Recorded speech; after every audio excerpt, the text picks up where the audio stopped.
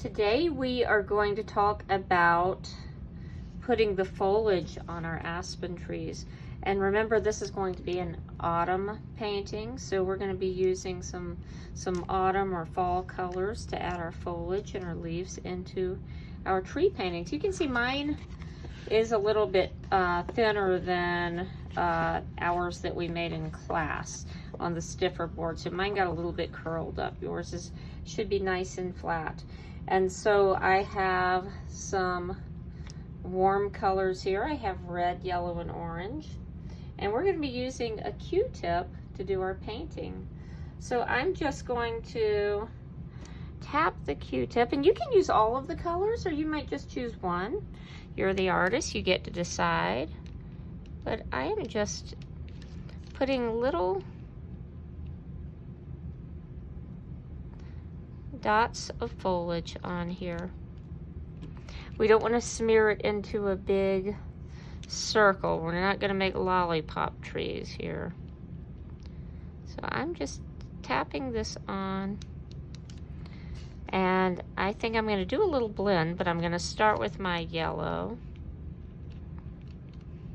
I'll just do a little bit here. You can see it looks like I'm putting some leaves up in the sky. And so that's because we don't always see all the branches from the trees. So you can add a lot of foliage even if you don't have a lot of branches. I'm going to go ahead and dip this into the orange. I could use the other end, or I can just get a little bit of orange right here off the side and just let that kind of be blending in that way. So we're not really needing to make this look like it's exact, like each little tap is one leaf. We can let it kind of merge together, but we just don't want, again, no lollipop trees. We want to keep it so that we can see the texture here. So I kind of like the way that looked. That does remind me of some of the photographs that we saw with those golden leaves. But if you want to add a little red in there, I have actually seen some aspen trees in the fall that have some reddish leaves. Usually they're very golden yellow, but once in a while, I guess the conditions are just right to make it red.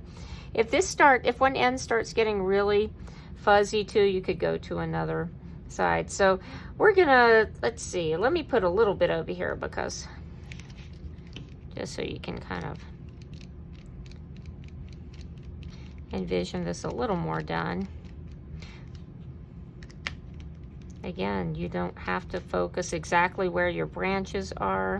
If you love the way your branches and trunks look, maybe you would want to put less foliage so that those branches and trunks can really be seen.